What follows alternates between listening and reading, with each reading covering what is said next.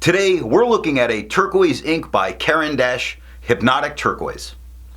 Hi, I'm Adam, and I'm an ink guy. I get inks, test them, and share the results with you. Now, there's timestamps down below so that if you're in a hurry, you can skip around. But if you got the time, I'd appreciate you checking out the entire video.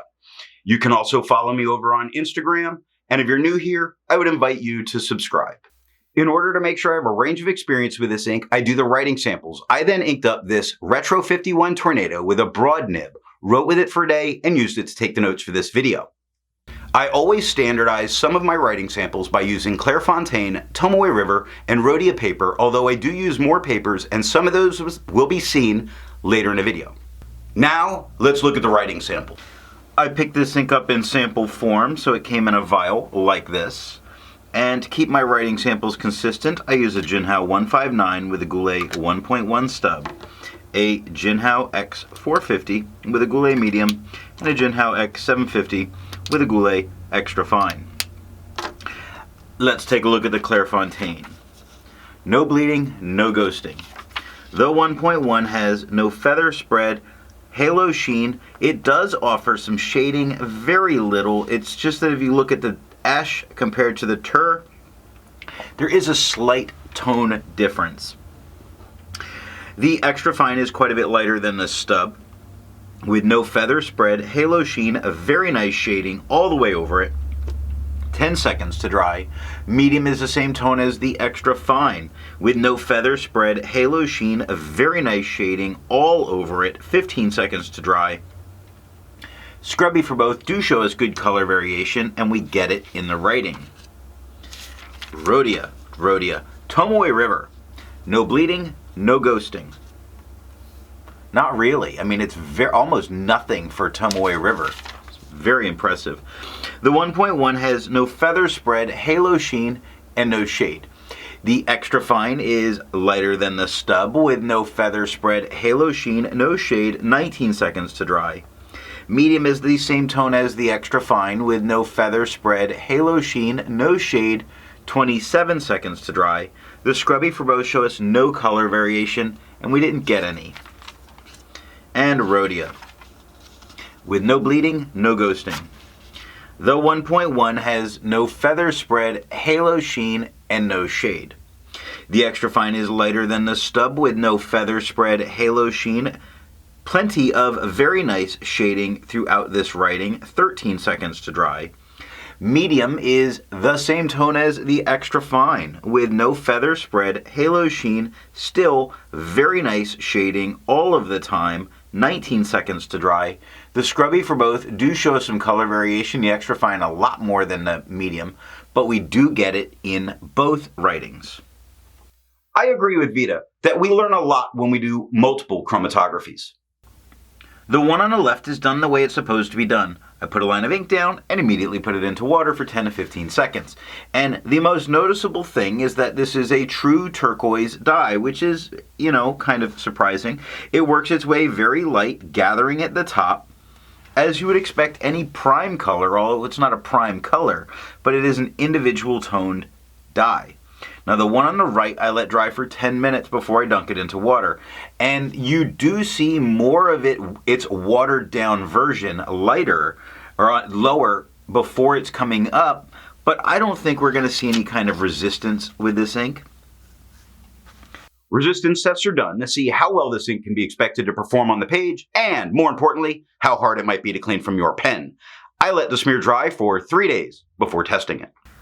Looking at the highlighter, I would not use this in a note-taking situation if I wanted to be able to go back and highlight because of the amount of blowout that's occurring. Now, water is reactivating and lifting all of this ink up off the page. It hasn't gotten 100% of it up just yet, but that was only 30 seconds of it just sitting on top. Pen flush does everything that water does and nothing more. It's not even going a little bit faster. Here you also see the white of the paper coming through. The 1/3 bleach solution completely removes it from the paper. I test the viscosity or flow using a tilt test, which I'm going to link the video showing how I do that. For the inks I've tested, I have found an average viscosity of 2.5, with the realm of normal being from 2.1 to 2.9. Caran Hypnotic Turquoise has a viscosity of 1.7, making this a wet ink. For the inks I've tested, I have found an average dry time of 17 seconds, with a realm of normal being from 13 to 21 seconds. I find this by using my writing samples that were done on Clairfontaine, Tomoe River, and Rhodia paper. Caran Hypnotic Turquoise has an average dry time of 17 seconds, making its dry time not just normal, but average.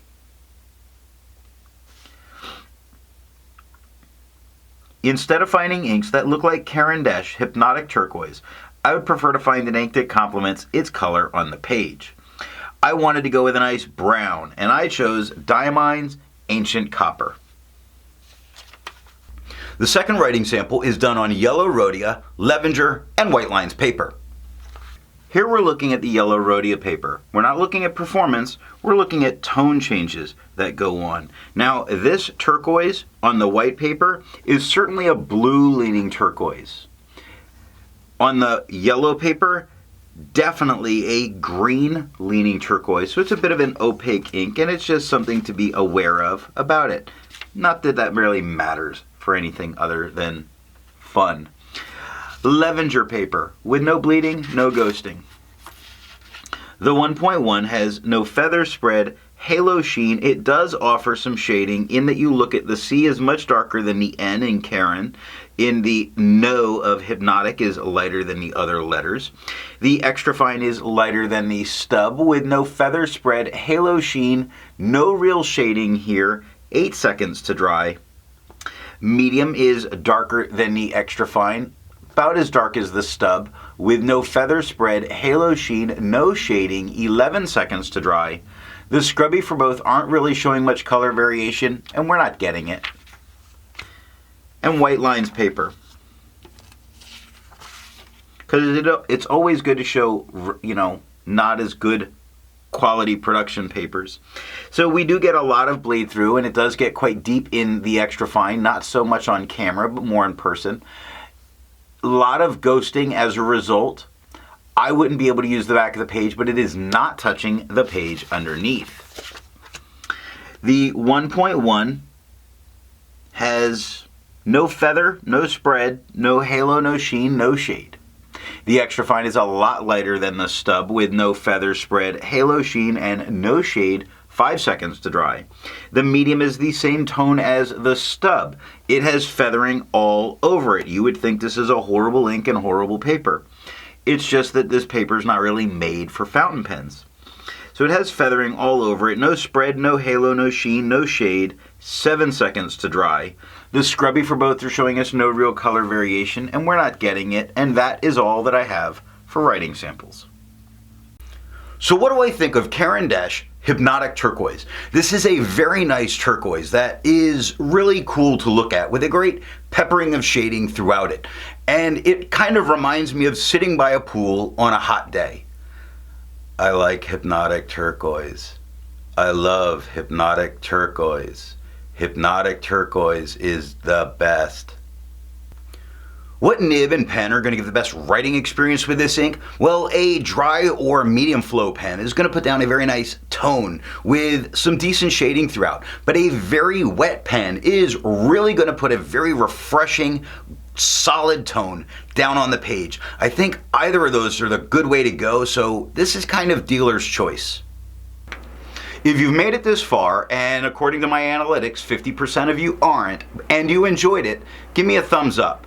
If you are not subscribed, I would invite you to subscribe, and thanks for watching.